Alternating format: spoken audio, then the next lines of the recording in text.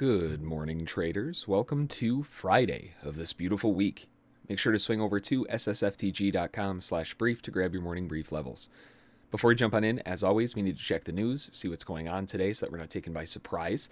So looking through the news calendar for today, we've got a few things that are standing out, but honestly, there's not a lot of big news. It's just a bunch of small and medium announcements. If we look at the news announcements for the day, we've got some news at 8:30, the core PCE price indexes, but those are all medium announcements. As we go into 9:45, we've got the Chicago PMI, which is another medium announcement.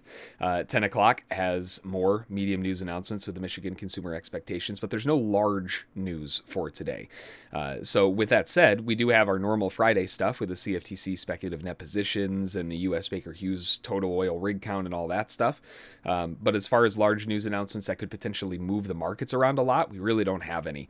9:45 Chicago PMI can sometimes bump things around. 10 o'clock can sometimes bump things around, but there's not a whole lot to worry about. So with that out of the way, now we can jump into some charts for today. Today being 2/26 of 2021.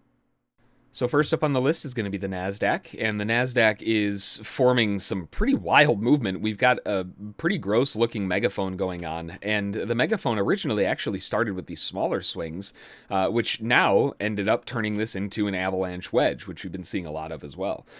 So with that avalanche wedge to the downside, they're breaking back up above, and we're looking for a continuation back higher. That's typically what is going to happen here.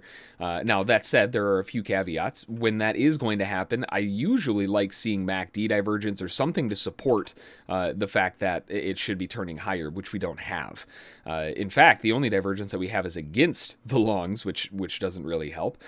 So realistically, the overall movement that we've got going on, buyers will be anticipating trying to pick up down here, but this appears as though sellers might not necessarily be done. I love the avalanche wedge formation, and those are the ones that have the potential to go, make this thing go screaming all the way back to the highs. But if it fails through the lows, starts digging down through the 700s, 600s, it could be just hunting out the bottom of the megaphone again before finding some bottoming. So realistically, even if it does go lower, buyers are going to be looking to buy underneath the lows, and the anticipation is for it to roll higher. Now, if it really goes underneath the low and blows out, then we'll probably have a squeeze. That's going to take a lot of longs by surprise. Next up, we've got the S&P 500, which is, wow, we've got a megaphone here, too. We've got that gigantic megaphone. It's almost a copy-paste of the NASDAQ in terms of overall structure. You could also draw the megaphone much more aggressively bullish. Just depends on how you want to approach it. But the thing that we have here that is also similar to the NASDAQ is the avalanche wedge. We've got that giant pile driver to the downside that broke aggressively higher, and sellers got completely obliterated in the L1. So sellers were trying to defend the L1, they were trying to defend settlement, and they just got ran over. Nobody even showed up to the party. So if we can get this to pop just a little bit further up, that becomes a broken L1 for a continuation move back to the upside. And that lines up really, really nicely with the overall structure that we're seeing on this basically double top, double bottom going on here, this huge range. Again, I usually, if I'm looking to try to pick up a reversal or something, would prefer to see some form of divergence. We don't necessarily have that too much, but comparative to the NASDAQ, we at least have a short one. We've got a little baby one off the lows, which at least is better than nothing, like we saw in the NASDAQ. So buyers will be trying to get some more continuation to the upside. Sellers who are looking to regain control, they're likely going to want to try to sell at better prices. Why wouldn't they? These swings are huge.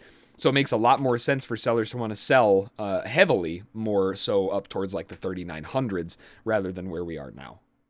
Then switching gears over onto gold with just a continuation to the downside. It just fell apart all the way down to a new low. We're seeing this across a lot of markets where it's making a new high and then going all the way down to a new low. We've got megaphones all over the place.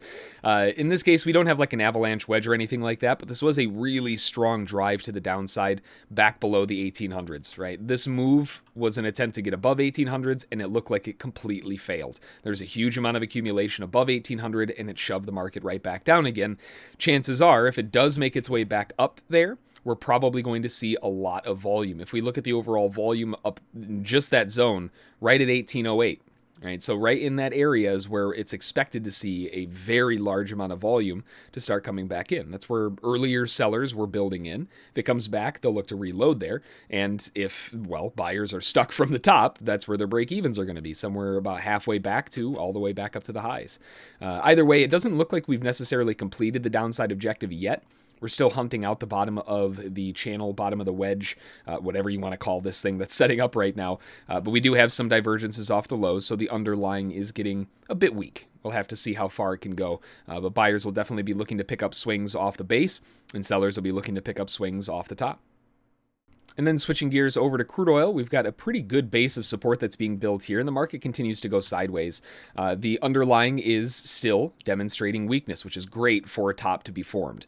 One thing that is usually very beneficial to these tops being formed with divergences is one more press. You get that 3 press high, right? So you get the drive up, the second drive up, the third drive up, and that third drive, that's the one that a lot of traders are going to be looking to liquidate that causes the larger pushback. So that's going to be the zone of interest right now, is retesting the highs back in towards like the 63.80s or so. If we look at the overall volume as soon as the market entered this area and kind of see what's going on across the top here, there is a huge amount of volume building at the 63.17s or so. Majority of the volume also building at 63.48, so there's a lot of accumulation going on. And again, we're expecting a top to be sooner than later. That kind of makes sense. So sellers are definitely building and looking to continue building. And realistically, if buyers are still long from down here, they're going to keep taking profit every time it pings off the top of the channel. We have a bullish market that just keeps wanting to go higher. Be careful selling too high, and if you are, it's going to be a low probability, high reward type scenario, right? It can't be expected to be a high probability trade if you're going counter trend. But the overall movement is back to the bottom, and to the bottom of the channel. That's where all of the bulls start wanting to come back in again. So where we are now just seems like we're a little bit overdone. A lot of buyers taking profit, a lot of sellers building positions to try to go short. We'll have to wait and see how they want to respond to this, but we're still stuck in the upper like third of the channel. And then over on the euro, we have yet another megaphone. What a surprise, right? The market is falling a little bit lower and fairly aggressively off of the top. The big thing that stands out here is obviously the megaphone. But along with the megaphone, the euro's already down over 1 DP, right? The negative 1 DP is sitting back up here a little bit further up at 21327. And I mean, it's already below that. So the market is pushing fairly aggressively and extensively down. That said, I do think that it's an overextension to the downside and could potentially be gearing up to create a bit of an avalanche wedge, depending on how it wants to set up. It's not really aggressive enough. Honestly, if it wanted to set it up, it'd be more like over here. But given the fact that we're coming in off of the lows of the megaphone and the fact that we have an L4 support that's just a little bit lower, the negative 1.5, which is a monster of a DP level, and the fact that we have a psychological level at 1.21, pretty hard to not want to wait for a little bit deeper. The issue with waiting for a little bit deeper, of course, is fairly obvious. You miss the potential opportunity if it doesn't go deeper, right? The market goes screaming higher without you. That could cause some problems. So that is the concern, that it just goes and leaves the station. But realistically, I think it makes more sense to wait for deeper prices for a better entry location. Over on the cryptocurrency side of things with Bitcoin first, and we are bouncing off of 45,000. We got a big bounce just below it. And more importantly, if you remember, we were talking about how previously when Bitcoin was trying to get that drop to the downside, they missed the 3 press drop, right? They missed it. So with that rotation, Ethereum actually saw a bounce off of that, and we'll get to that in a second. But the fact that they missed here was kind of a concern. Like, well, wait a minute, they don't really have any good bottoming patterns going on. Well, now they completed their 3 press low. They finally got that wedge. So the fact that they got the wedge, they got a little bit of an overshoot on the bottom that was at the swing low, and the swing low was a twin reversal, meaning that it closed underneath it, and then immediately on the next candle closed right back above it. So that 44,888.08, let's just say 45,000 to make life easier, is a big, big monster of a zone of support that appears to be causing some issues for the sellers. If we look at the overall volume, chances are we're probably going to see a metric ton on 45,000. Yep. The VVP is 45,000. What a shock. But there were some pokes in volume just underneath that low that could create a bit of interest as well. The thing that we really need to keep our eyes on and keep in the back of our mind while we're waiting for this market to decide what it wants to do is simply that it's still very low. We haven't had a swing high, higher low, higher high, any type of transitional phasing going on. And we have negative divergences going across the top. So we have negative divergences on the top. We have positive divergences off the lows. We've got a wedge on the MACD. Not only do we have a wedge on price, we have a wedge on the MACD as well, and we're getting a bit stuck. We've got to get out of here. If there ever was a V bottom that looked like the potential to really rocket ship, this really big V down here looks fantastic. A 3-press low with divergences building at the base of support off a psychological level. I mean, how many things do you want to stack up? So Bitcoin's looking really, really good, but again, we haven't seen that trend shift mentality yet. And then finally over on Ethereum with some sideways wedge action, Ethereum did not make a new low, which I don't necessarily think is a surprise. We already had the 3-press wedge low on Ethereum. They already completed a lot of their structure, their objectives, their formations. Bitcoin didn't, so it needed that extra little push. Ethereum didn't.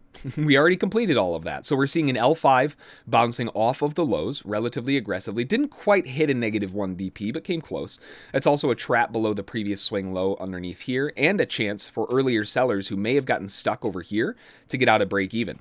Again, really strong V bottom pop back out of there, and the continuation to the upside is coming off of somewhat of a 3-press wedge bottom, although it does have to be just a bit wider in order to fit properly. So we do have a lot of structure that's going on, and to add even more to it, we have a short-term divergence that's helping out in this narrower bounce off of the lows. So a lot of buyers are going to be looking to pick up this dip and try to rally the market back up again. We're very, very low in price. Ethereum already has a lot of its completion. I think the confidence in Ethereum was shaken a little bit, but this is some pretty good bullish indication at the base here. Alrighty, well that's going to do it for today and for the week going into the weekend. I hope you all have a fantastic weekend. I hope you've all had a fantastic trading week before us, and looking forward to another fantastic trading day ahead and another week next week. So like we always say, stay safe out there, keep those stops in play, and let the winners run. Enjoy the weekend, and we will see you all back on Monday. Thanks.